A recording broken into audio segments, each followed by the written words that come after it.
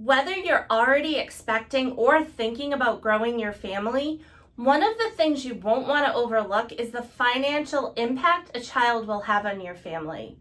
It should come as no surprise that raising children is expensive, which is why it's important to plan for all of the expected and unexpected costs. Here are some tips to consider. First, review your insurance coverage.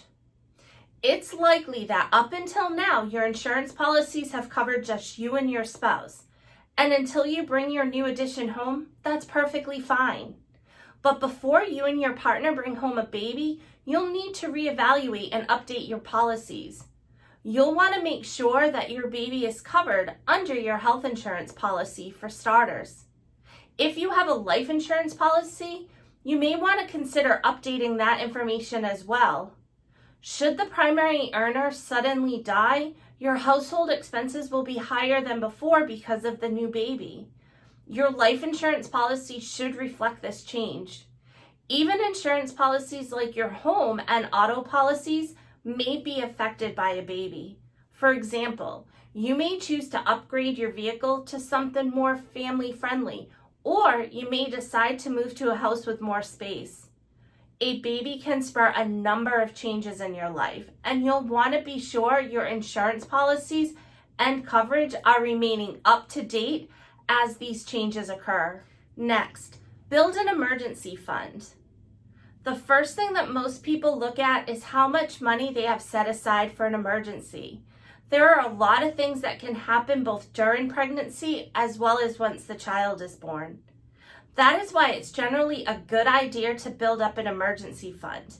If you already have an emergency fund in place, you may want to consider padding it up a bit more just to be on the safe side. Next, prepare for time off from work.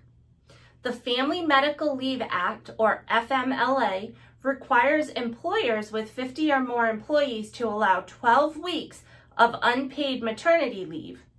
Paid leave, however, is not federally mandated, nor is paternity leave.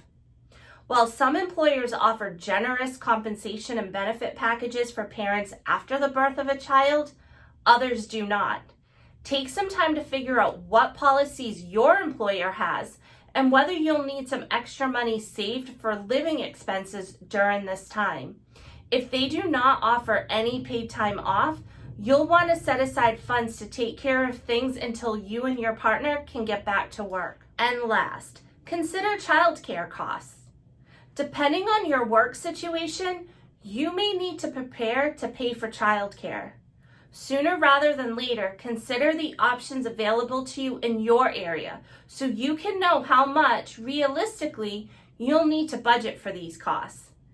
This can vary from area to area, as well as depend on the type of care and how many days you'll need it per week. Options include a daycare center, live-in or part-time nanny, or a family member.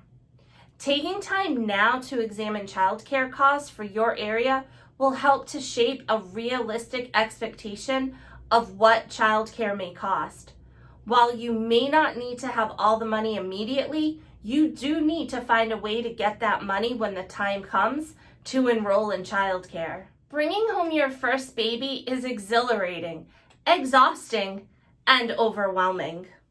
As you think through your to-do list, remember to start planning for the financial changes your growing family may bring. If you're unsure where to start, your trusted financial professional can help.